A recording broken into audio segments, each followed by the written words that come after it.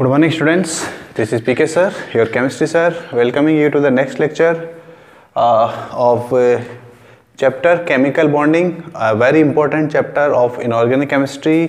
और ये बोल सकते हैं कि अगर ये चैप्टर आपको अच्छे से लर्न कर लिया, आपने अच्छे से याद कर लिया है, अच्छे से इसके कॉन्सेप्ट्स क्लियर कर लिए हैं, then it's will be very helpful, it's will be very good for you in your all the coming exams, competitive exams. ठीक है, तो ये है chemical bonding class NCERT, class 11th NCERT science का, NCERT chemistry का।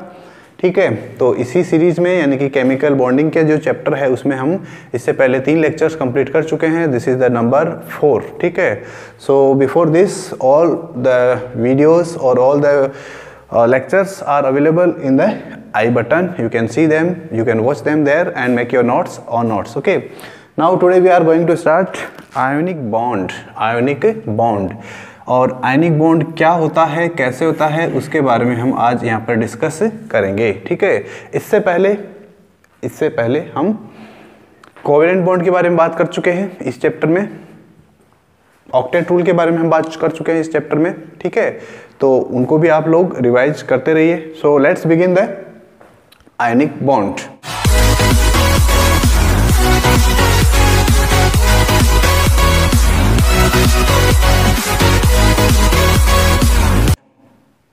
Okay, देखिए सबसे पहले आयनिक बॉन्ड का मीनिंग क्या है। आयंस, एक ऐसा बॉन्ड, अच्छा आयनिक बॉन्ड को या आयोनिक बॉन्ड को हम इलेक्ट्रोवैलेंट बॉन्ड भी बोलते हैं।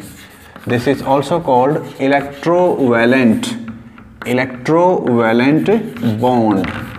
अब ये इलेक्ट्रोवैलेंट बॉन्ड क्यों कहते हैं, इसको आयनिक बॉन्ड क्यों कहते हैं, इसी का एक्सप्लेनेशन हमें आज यहाँ पर डिस्कस करना है। ठीक है, देखिए लेवाइस और कॉसेल का जो कॉन्सेप्ट था, उनका जो थियरी था जिसमें उन्होंने आयनिक बॉन्ड के फॉर्मेशन के बारे में बताया था। ठीक है, उसमें उन्होंने बताया कि किसी भी आयनिक बॉन्ड के अंदर जो आयनिक कंपाउंड बनता है, आयनिक बॉन्ड से जो आयनिक कंपाउंड बनता है, उस आयनिक बॉन्ड का जो फॉर्मेशन होता है वो 2 फैक्टर्स पे डिपेंड करता है। 2 फैक्टर्स कौन से होंगे, एक तो है यहाँ पर आयनाइजेशन एंथैल्पी, आयनाइजेशन एंथैल्पी। अब ये आयनाइजेशन एंथैल्पी क्या होती है, कैसे होती है, ये सब हम डिस्कस कर चुके हैं। आयनाइजेशन एंथैल्पी जो है उसके बारे में हम सब डिस्कस कर चुके हैं, तो इसको हम दोबारा से डिस्कस नहीं करेंगे। और नेक्स्ट है इसका electron gain enthalpy, electron gain enthalpy जिसको हम डिनोट करते हैं डेल्टा EgH। ठीक है, ये होता है नोटेशन इलेक्ट्रॉन गेन एंथैल्पी के लिए। ठीक है, अब क्वेश्चन ये है कि इन पे डिपेंड कैसे करेगा आयनिक फॉर्मेशन, आयनिक कंपाउंड का जो फॉर्मेशन होता है वो इन चीज़ों पर डिपेंड कैसे करता है। ठीक है, देखिए आयनाइजेशन क्या बोलते हैं, आपका जो आयनिक बॉन्ड होगा, आयनिक बॉन्ड के लिए आपके पास 2 टाइप के आयन्स होने चाहिए, आपके पास 2 टाइप के आयन्स होने चाहिए, और इन दोनों आयन्स के अंदर जो है आपको क्या बनाना है, एक बॉन्ड का फॉर्मेशन करना है। ठीक है, अब ये जो आयन है कैटाइन जिसको हम बोलते हैं, और ये है एनाइन, नेगेटिव आयन। इस कैटाइन का फॉर्मेशन कहाँ से आया, आपके पास एक एटम था न्यूट्रल स्टेट में, गैसियस स्टेट में, आइसोलेटेड था, और उस इलेक्ट्रॉन, उसमें से आपने इलेक्ट्रॉन को माइनस कर दिया, यानी कि यहाँ से आपने इलेक्ट्रॉन्स को निकाल दिया। जब आपने ये ऐसा काम किया तो ये जो एटम है अपने आप तो इलेक्ट्रॉन देगा नहीं, आपने उसका इलेक्ट्रॉन रिलीज करवाया है, उसमें से निकलवाया है, बाहर निकलवाया, तो आपने क्या किया, कुछ एनर्जी उसको सप्लाई किया, आपने कुछ हीट के फॉर्म में या हो सकता है किसी और फॉर्म में आपने उसको एनर्जी सप्लाई किया। ठीक है, ओके, ये तो हो गया। अब इस आयन का फॉर्मेशन यानी कि कैटायन का जो फॉर्मेशन होता है वो, और नेगेटिव आयन का फॉर्मेशन कैसे हुआ, नेगेटिव आयन के लिए देखिए आपने क्या किया, ये आपके पास कोई एक बी एटम था, बी एक neutral atom, isolated atom and gaseous state में एक एटम था, और उसको आपने एक इलेक्ट्रॉन दिया, after gaining 1 electron it becomes a negatively charged A9 बनता है ये। अब इलेक्ट्रॉन के गेन करने पर ये इलेक्ट्रॉन, ये जो है वो एनर्जी क्या कर सकता है, रिलीज भी कर सकता है, एनर्जी रिलीज भी कर सकता है, और ये एनर्जी क्या कर सकता है, एब्जॉर्ब भी कर सकता है। It depends on the situation absorption, energy को एब्जॉर्ब कर सकता है या एनर्जी को रिलीज भी कर सकता है। ठीक है, अब आपके पास दो टाइप के आयंस हो गए। तो इम्पोर्टेंट ये है कि कैटाइन और negative ion that is A9 का फॉर्मेशन जो होता है वो कितनी आसानी से होता है, ये यहाँ पर डिपेंड करता है। कौन? आयनिक बॉन्ड का फॉर्मेशन। ठीक है, तो यहाँ पर हमने दो चीज़ों का देखा है, एक आयनाइजेशन एंथैल्पी का, एक आयनाइजेशन एंथैल्पी का बात किया, और एक हम इलेक्ट्रॉन गेन एंथैल्पी की बात करते हैं। ठीक है, अब इसके बाद में आयन तो बन गए। आयन बनने के बाद में क्या होगा? इन आयन्स का इलेक्ट्रोस्टैटिक फोर्स ऑफ अट्रैक्शन होगा, और वो इलेक्ट्रोस्टैटिक फोर्स ऑफ अट्रैक्शन जो है इन आयन्स को पास पास में लाएगा, इलेक्ट्रॉन्स को पास पास में लाएगा। ऐसा नहीं है कि ये जो आयन्स बन गए हैं इनके पास, ये जो आयन्स बन गए हैं इनके पास में एनर्जी नहीं है अभी। यस, इनके पास एनर्जी है अभी भी, इनके पास एनर्जी है अभी भी, लेकिन वो जो एनर्जी है वो इनको अनस्टेबल बना के रखती है। तो उस एनर्जी को और अगर ये रिलीज कर दें, उस एनर्जी को अगर ये और रिलीज कर दें तो उस एनर्जी को ही हम बोलते हैं लैटिस एंथैल्पी। क्या बोलते हैं इसको हम? Lattice enthalpy. ठीक है, और इस प्रकार से इन this way they form an ionic compound. तो ये तो है कहानी फैक्टर्स की। अब हमें पॉजिटिव आयन का जो फॉर्मेशन होता है उसके बारे में पता होना चाहिए कि पॉजिटिव आयन के फॉर्मेशन में जो एंथैल्पी चेंज होता है, the change in the enthalpy in the formation of cation is called ionization enthalpy, और ये आयनाइजेशन एंथैल्पी है। Next electron gain enthalpy. Electron gain enthalpy क्या होता है? किसी न्यूट्रल एटम से इलेक्ट्रॉन गेन करने के बाद में जो एनर्जी में चेंज होता है, एनर्जी या एंथैल्पी एक ही बात है। तो इसके लिए हमें क्या यूज़ करते हैं? इलेक्ट्रॉन गेन एंथैल्पी यूज़ करते हैं। ठीक है, अब देखिए इलेक्ट्रॉन गेन जो प्रोसेस होता है, इलेक्ट्रॉन गेन प्रोसेस, मैंने अभी बताया आप लोगों को कि इलेक्ट्रॉन गेन जो प्रोसेस होता है ये क्या है? एक्सोथर्मिक भी हो सकता है और एंडोथर्मिक भी हो सकता है। अगर ये एनर्जी को एब्जॉर्ब कर लेता है तब तो हम इसको बोलेंगे endothermic, then this is called endothermic process. अगर ये रिलीज कर देता है, एग्जाम्पल के फॉर्म में बताएंगे आपको, एक्सोथर्मिक। नेक्स्ट क्या है? एक्सोथर्मिक। तो दो टाइप के आपके पास पॉसिबिलिटीज़ है जिनके अंदर ऐसा हो सकता है, यानी कि इलेक्ट्रॉन गेन एंथैल्पी जो है इसके दो साइंस हो सकते हैं। दो साइन का मतलब इट में हैव पॉजिटिव साइन, इट में हैव नेगेटिव साइन। ठीक है, लेकिन आयनाइजेशन एंथैल्पी की बात करें तो आयनाइजेशन एंथैल्पी का जो केस होता है वो हमेशा ही क्या होता है? एंडोथर्मिक होता है। Always true, endothermic. This is always true, there is no exception for this. यानी कि बिना एनर्जी के, बिना एंथैल्पी के, बिना एनर्जी एब्जॉर्ब किए हुए कोई भी एटम आपको इलेक्ट्रॉन नहीं दे सकता। ठीक है, दिस इज ऑलवेज ट्रू। अब इलेक्ट्रॉन एफिनिटी क्या होती है? देखिए जब हम लोग क्लास 11th में और 12th में थे तब हमारे को इलेक्ट्रॉन गेन एंथैल्पी नहीं बताया जाता था। We never studied about electron gain enthalpy. हम जानते ही नहीं थे, हमें पता ही नहीं था कि इलेक्ट्रॉन गेन एंथैल्पी क्या होता है। ठीक है, हमारे समय में उस टाइम पे हमने जो डिस्कस किया था वो था इलेक्ट्रॉन एफिनिटी।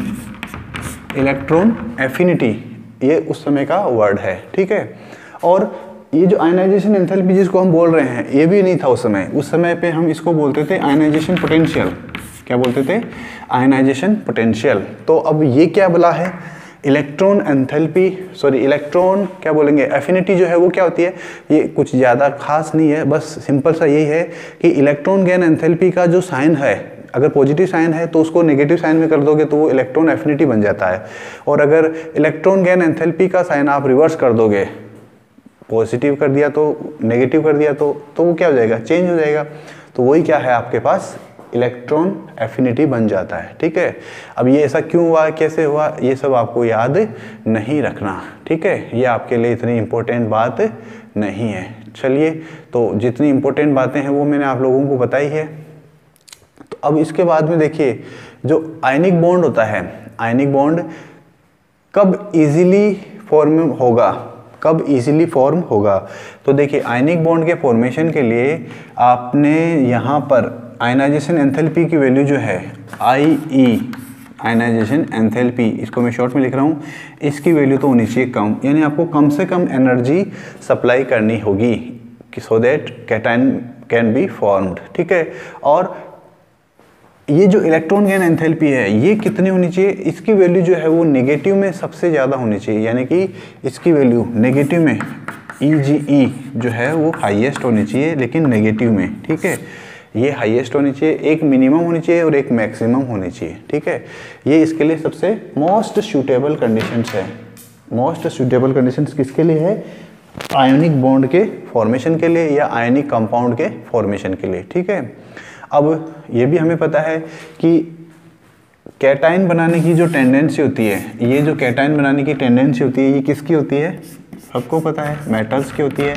मेटल्स का ये खास गुण होता है, मेटल्स का ये स्पेशल प्रॉपर्टी होता है, मेटल्स इलेक्ट्रॉन डोनेट करने के लिए तैयार रहते हैं, ठीक है। मेटल का ये वेरी इंपॉर्टेंट फीचर है, उनका एक कैरेक्टर है।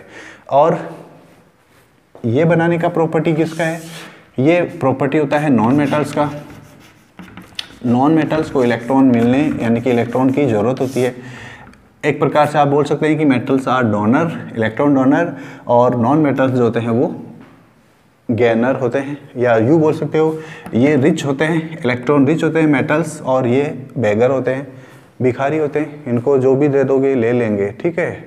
तो ये तो होता है जनरली केस, लेकिन एक एक्सेप्शन दिया हुआ आपके अंदर बुक के अंदर, और आपको वो अच्छे से याद रखना है कि एक ऐसा कैटाइन जो नॉन मेटल्स से बना हुआ है, एक ऐसा कैटाइन जो नॉन मेटल से बना हुआ है, and that is called ammonium ion, that is a radical, that is a radical. जो नाइट्रोजन भी क्या है इसमें, यहाँ देख सकते हैं आप, नाइट्रोजन नॉन मेटल है, हाइड्रोजन भी नॉन मेटल है, इन दोनों के कॉम्बिनेशन से बनता है एक अमोनियम, और ये अमोनियम आयन जो है ये कैटायन भी है और साथ में मेटल नहीं है, ओके। सो ये नॉन मेटालिक कैटायन है, बस यही एक एक्सेप्शन है। और बाकी इसके बहुत सारे कंपाउंड्स होंगे जो आप लोग टाइम पे देखते रहेंगे, मिलते रहेंगे इनके यहाँ कंपाउंड से हम, ठीक है। चलिए अब इसके बाद में नेक्स्ट आता है क्रिस्टलाइजेशन की बात करेंगे कि भाई क्रिस्टलाइजेशन क्या होता है। तो देखिए आयनिक कंपाउंड का फॉर्मेशन कैसे होगा, आयंस से होगा। अब ऐसा तो है नहीं कि आयन ये दो ही आयन होंगे, ठीक है। किसी पर्टिकुलर एक क्वांटिटी में बहुत सारे मिलियंस ऑफ आयंस प्रेजेंट होंगे। अब ये जो मिलियंस ऑफ आयंस प्रेजेंट होंगे तो इनका एक ऑर्डर होना चाहिए, उनको अगर एक पर्टिकुलर सिस्टमेटिकली अगर उनको अरेंज नहीं किया जाएगा तो फिर उनका जो है कंपाउंड का जो फॉर्मेशन होगा उसमें बहुत सारी डिफेक्ट्स आ जाएगी, ठीक है। तो उनका एक सिस्टमेटिक 3D अरेंजमेंट होता है कैटायंस और एनायंस का, और ये जो कैटायंस और एनायंस होते हैं उनके अंदर आपको एक कोलम्बिक फोर्स के बारे में पता ही है, कोलम्बिक इंटरेक्शन होता है, एनर्जी की बात करते हैं वहाँ पे। और फिर क्या होता है कि इनके आपस में क्रिस्टलाइज होने का मतलब कि इनका एक सिस्टमेटिक 3D स्ट्रक्चर बनता है, ठीक है। पॉजिटिव आयन है, उसके साथ में कितने उसके सराउंडिंग में नेगेटिव आयन होंगे, नेगेटिव आयन के सराउंडिंग में कितने पॉजिटिव आयन होंगे, all these things are called packing arrangements, ठीक है। उसके अंदर बहुत सारे फैक्टर्स होते हैं जो इस चीज़ को डिफाइन करते हैं या जिन पे ये जो क्रिस्टल की जो स्ट्रक्चर्स बनेगी वो डिपेंड करती है, ठीक है। और एग्जांपल के लिए अगर हम बात करें तो एग्जांपल देखिए आपकी बुक के अंदर आप देख सकते हैं सोडियम क्लोराइड का एक एग्जांपल दिया हुआ है, सोडियम क्लोराइड का एक एग्जांपल गिवन है। सोडियम क्लोराइड की स्ट्रक्चर देख सकते हैं आप पिक्चर में। सोडियम क्लोराइड में देखिए एक सोडियम जो ये रेड कलर की जो बॉल है, जो सर्किल है या बॉल जिसको आप बोल रहे हैं, रेड कलर का है, वो डिनोट करता है सोडियम एटम, सोडियम आयन। और जो ग्रीन कलर का या जो ब्लू कलर का जो बड़ा वाला जो साइज का एटम है या जो आयन है वो डिनोट करता है यहाँ पर किसको, क्लोराइड के आयन को, ठीक है। तो आप यहाँ पे देख सकते हैं इस प्रकार से ये रॉक सॉल्ट स्ट्रक्चर बोलते हैं इसको। जो सोडियम क्लोराइड है इंपॉर्टेंट है, ध्यान रखिएगा, रॉक सॉल्ट स्ट्रक्चर बोलते हैं इसको, रॉक सॉल्ट स्ट्रक्चर। एग्जाम में क्वेश्चन पूछा गया है इसमें, बहुत सी बार इसमें एग्जाम में क्वेश्चन पूछा गया है, ठीक है।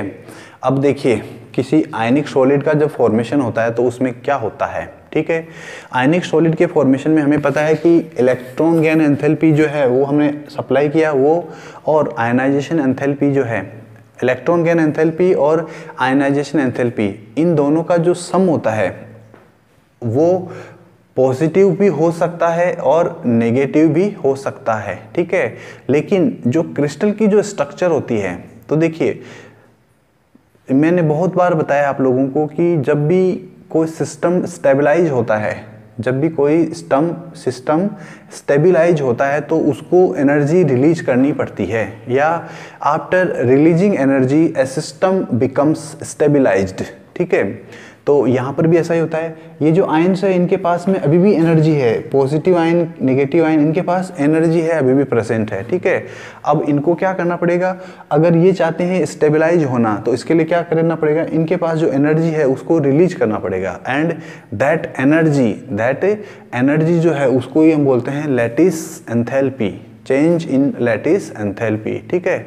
आपकी बुक के अंदर देखिए एक सोडियम क्लोराइड के एग्जाम्पल्स हैं, इसको एक्सप्लेन किया हुआ है। सोडियम क्लोराइड जो है उसके एग्जाम्पल से इसको एक्सप्लेन किया हुआ है, तो आप वहाँ देख सकते हैं। इतना ज़्यादा इंपॉर्टेंट नहीं है, आप लोगों को बस यही याद रखना है इतना सा ही कि सोडियम क्लोराइड जो होता है उसके फॉर्मेशन में लैटिस एनर्जी जो है या लैटिस एंथैल्पी जो होती है उसका क्या रोल होता है, ठीक है। बस इतना से ही याद आपको रखना है।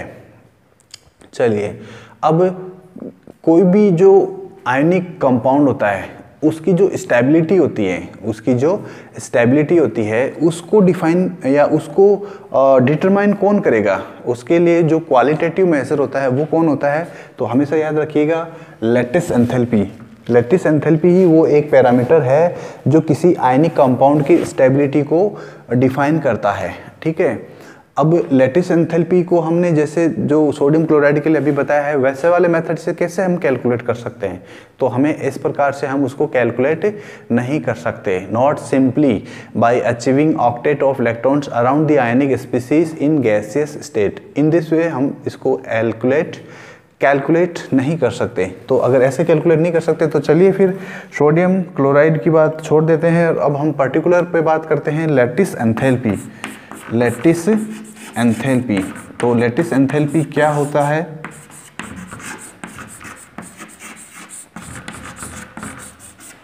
लैटिस एंथैल्पी क्या होता है, ठीक है। डेफिनेशन की बात करें तो डेफिनेशन आपकी बुक के अंदर गिवन है, बहुत अच्छे लेटर्स में, बोल्ड लेटर्स में, ब्लैक एंड बोल्ड लेटर्स में लिखी हुई है कि किसी 1 मोल सॉलिड आयनिक कंपाउंड के कॉन्स्टिट्यूएंट्स आयंस को 1 मोल, ध्यान रखना ये जो हमारे केमिस्ट्री में जो भी चीज़ें होती है ना उनको हम पर मोल के लिए डिफाइन करते हैं, पर मोल, ठीक है। तो चलिए डेफिनेशन तो आप लोग वहाँ से कर ही लेंगे कि डेफिनेशन क्या कहती है, किसी 1 मोल सॉलिड आयोनिक कंपाउंड को इसके कॉन्स्टिट्यूएंट आयंस में सेपरेट करने के लिए, उनको ब्रेक करने के लिए, अलग अलग करने के लिए, अलग अलग कितना अलग करें, इनफाइनाइट डिस्टेंस तक भेज दो। जैसे मान लीजिए मैं सोडियम क्लोराइड की बात करूं, सोडियम क्लोराइड के अंदर हमें पता है सोडियम आयन भी है और क्लोराइड आयन भी है, लेकिन वो दोनों आपस में एक दूसरे क्या है, बॉन्डेड है। बॉन्डेड इन द सेंस कि वहाँ पर इलेक्ट्रोस्टैटिक फोर्स ऑफ अट्रैक्शन है, और वो जो इलेक्ट्रोस्टैटिक फोर्स ऑफ अट्रैक्शन है उसने क्या कर रखा है, सोडियम आयन और क्लोराइड आयन जो है उन दोनों को बाइंड कर रखा है, बांध रखा है, ठीक है। अब अगर हम चाहते हैं कि सोडियम जो है उस क्लोराइड आयन को छोड़ के दूर चला जाए या दोनों आपस में दूर दूर चले जाएं, तो उसके लिए आपको क्या करना पड़ेगा, कुछ उसको एनर्जी या कुछ हीट आपको सप्लाई करनी पड़ेगी। एंड दैट सप्लाई अगर आप 1 मोल सब्सटेंस के लिए, 1 मोल आयनिक कंपाउंड के लिए दे रहे हो तो उसी को हम बोल देते हैं लैटिस एंथैल्पी, ठीक है। फॉर एग्जांपल आपको एक एग्जांपल दिया हुआ है और उस एग्जांपल में आपको बताया हुआ है कि सोडियम जो क्लोराइड होता है, सोडियम क्लोराइड, इस सोडियम क्लोराइड के लिए लैटिस एंथैल्पी जो होती है उसकी वैल्यू होती है 788, ये के स्मॉल है, जे बड़ा है और mole. The lattice enthalpy for sodium chloride is 788 kilojoule per mole, ठीक है। So this is the value of lattice enthalpy, okay. अब ये लैटिस एंथैल्पी का क्या मीनिंग है, इसका क्या मीनिंग है, ये जो वैल्यू आपके पास में आई है ये कहाँ से आई, कैसे आई, इसका क्या मीनिंग है, इसका क्या इम्प्लीकेशन है, क्या सिग्निफिकेंस है। सिंपली ये है इसका मतलब कि अगर आपके पास सोडियम क्लोराइड का 1 मोल है, 1 मोल है, ठीक है, तो उस सोडियम क्लोराइड के 1 मोल को अगर आप चाहते हैं कि उसके 1 मोल सोडियम आयन और 1 मोल क्लोराइड आयन बन जाए, तो उस काम के लिए जो आपको एनर्जी चाहिए इस काम के लिए जो आपको एनर्जी चाहिए, वो जो एनर्जी है उसकी जो क्वांटिटी है, उसको ही हम क्या बोलते हैं, लैटिस एंथैल्पी बोलते हैं। ठीक है, अब इस के अंदर होगा क्या, लैटिस एंथैल्पी में हम क्या करते हैं, तो देखिए हमें क्या करना है कि ये जो आयंस होंगे, इन आयंस के अंदर दो टाइप के फोर्सेस होंगे ऑफ कोर्स। जैसे बहुत सारे आयंस है आपके पास, सोडियम प्लस है, Cl माइनस है, ऐसे बहुत सारे होंगे, plus ion, minus ion, plus ion, minus ion, plus ion, minus ion, plus ion, minus ion, ऐसे बहुत सारे आयन्स होंगे। तो इनमें क्या होगा, जो सेम चार्ज होंगे उनमें तो रिपल्शन होगा, सेम चार्ज जो होंगे उनमें तो क्या होगा, रिपल्शन होगा, और ऑपोजिट चार्ज वाले जो होंगे उनमें क्या होगा, अट्रैक्शन होगा। ऑपोजिट चार्ज में क्या होगा, अट्रैक्शन होगा। यानी यहाँ पर दो टाइप के फोर्सेस अवेलेबल है, attractive forces and repulsive forces, या यूँ कह सकते हैं कि ऐसे दो इंट्रैक्शन है यहाँ पर, रिपल्सिव फोर्सेस और attractive interactions, repulsive interactions and attractive interactions. ठीक है, अब हमें किसको क्या करना है, किसको मोटिवेट करना है। अगर हम रिपल्सिव फोर्सेस को इंटरेक्टिव कर दें, क्या बोलते हैं जिसको, मोटिवेट कर दें, तो फिर क्या होगा, अट्रैक्टिव फोर्सेस जो है वो कमज़ोर हो जाएंगे।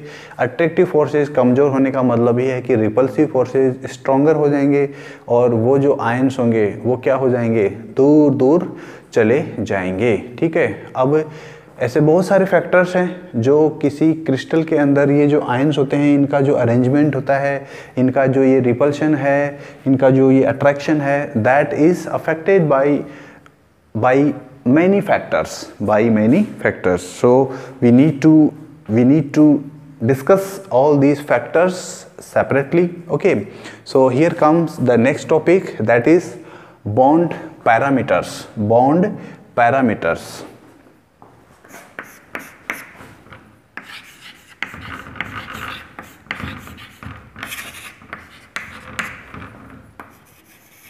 चलिए नेक्स्ट वन इसे बॉन्ड लेंथ, बॉन्ड पैरामीटर्स की हम बात कर रहे हैं, और बॉन्ड पैरामीटर्स में फर्स्ट जो है इंपॉर्टेंट वो है बॉन्ड लेंथ। बड़ा अच्छा नाम है बॉन्ड तो हमें पता ही है, हमने बॉन्ड को डिफाइन भी किया है, और बॉन्ड जो है वो क्या है की डेफिनेशन भी हम जानते ही हैं। ठीक है, पहली बात, बॉन्ड लेंथ होता क्या है, बॉन्ड लेंथ की डेफिनेशन कैसे बताएंगे। तो देखिए, बॉन्ड लेंथ की बात हम तब करेंगे जब कोई मॉलिक्यूल या कंपाउंड होगा, पहली बात। ठीक है, किसी एटम के लिए अगर आप बॉन्ड लेंथ की बात करोगे तो that is not a good, okay, वो that is a foolish activity, correct. Bond length जो होती है वो हमेशा किसी मॉलिक्यूल या किसी कंपाउंड के लिए ही हम फाइंड आउट करते हैं। ठीक है, अब नेक्स्ट है, दो बॉन्डेड एटम्स हैं एक मॉलिक्यूल के अंदर, दो बॉन्डेड एटम्स हैं किसी मॉलिक्यूल के अंदर। अब ये दो एटम्स जो हैं वो सिमिलर भी हो सकते हैं, दो बॉन्डेड जो एटम्स हैं वो क्या हैं, सिमिलर भी हो सकते हैं, और ये दो बॉन्डेड जो एटम्स हैं वो क्या हो सकते हैं, डिफरेंट भी हो सकते हैं। अगर ये डिफरेंट होते हैं तब तो कंपाउंड का फॉर्मेशन है, और अगर ये सिमिलर है तो उस कंडीशन में मॉलिक्यूल का फॉर्मेशन है। ठीक है, मान लेते हैं ये है आपके पास A और ये है आपके पास B, ये इसका न्यूक्लियस है और ये इन दोनों का कॉमन पॉइंट है। ठीक है, इसको डिस्टेंस को हमने नाम दिया RA, और इसकी जो डिस्टेंस है उसको हमने नाम दिया RB। ठीक है, R क्या है, रेडियस, एक हमने स्फीयर मान लिया। ठीक है, बॉन्ड लेंथ जो होती है, बॉन्ड लेंथ क्या कहती है कि that is the distance between the nuclei of two bonded atoms. तो अगर यहाँ पर आपको बॉन्ड लेंथ के बारे में डिफाइन करने को बोला जाए या इसको कैलकुलेट करने के लिए बोला जाए तो आप सिंपली बोल सकते हैं कि here bond length is equal to RA plus RB, radius of atom A plus radius of atom B।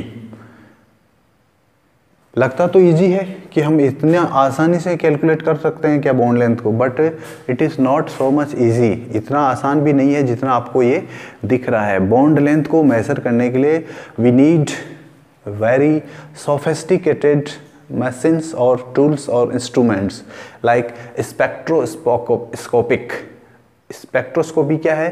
एक केमिस्ट्री का ब्रांच है जहाँ पर हम इन सब चीज़ों के बारे में डिस्कस करते हैं। इसके अलावा एक्सरे डिफ्रैक्शन एक मेथड होता है। इसके अलावा इलेक्ट्रॉन डिफ्रैक्शन टेक्निक्स होती है। ये कुछ ऐसे मेथड्स हैं जो इसके अंदर यानी कि बॉन्ड लेंथ को मेजर करने में काम आते हैं। ठीक है, वो हमारे लिए इतना इम्पोर्टेंट नहीं है अभी इस लेवल पे, बाद में बात करेंगे इनकी जब आप लोग बड़े हो जाओगे और ज़्यादा।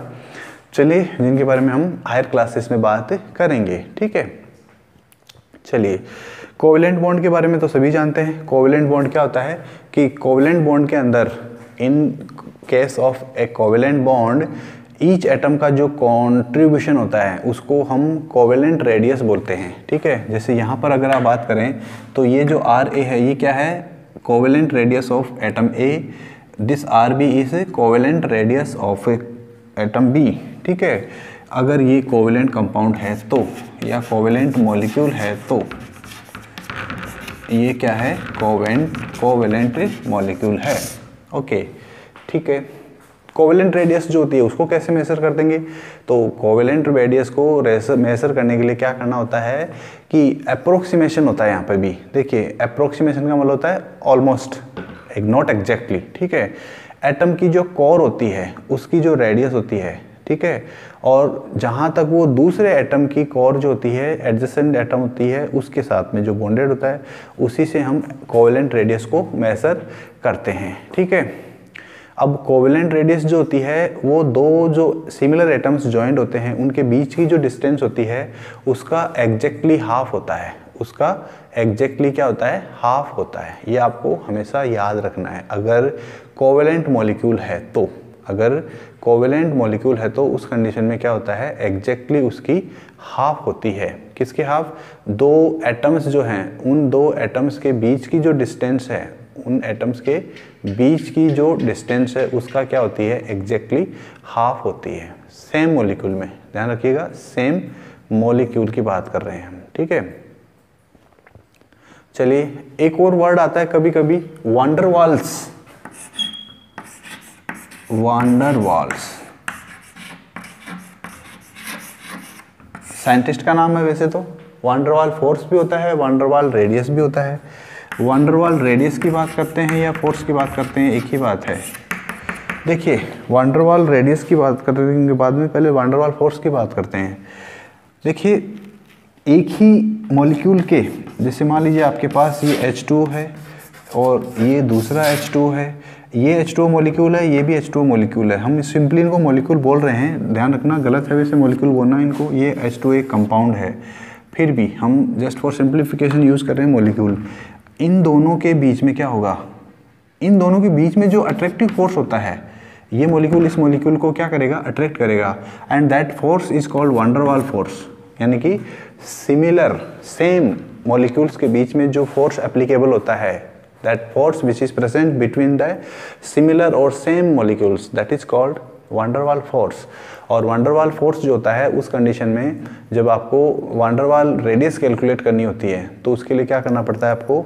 जो नॉन बॉन्डेड सिचुएशन होती है, नॉन बॉन्डेड सिचुएशन, उस सिचुएशन में एटम्स की जो न्यूक्लियस होती है वहाँ से लेके उसकी वैलेंस शेल तक की जो डिस्टेंस होती है उसी को हम वांडरवाल रेडियस कहते हैं। ठीक है, इसकी बात कर लीजिए। अगर आप इसकी बात करेंगे तो जैसे मान लीजिए ये एक हाइड्रोजन, फॉर एग्जांपल मान लीजिए ये वाटर का मॉलिक्यूल है और ये एक दूसरा वाटर का मॉलिक्यूल है। डिस्टेंस और साइज देख लेना भी इक्वल होना चाहिए। ये इसका सेंटर है, ये इसका सेंटर है, इन दोनों के बीच की डिस्टेंस ये है।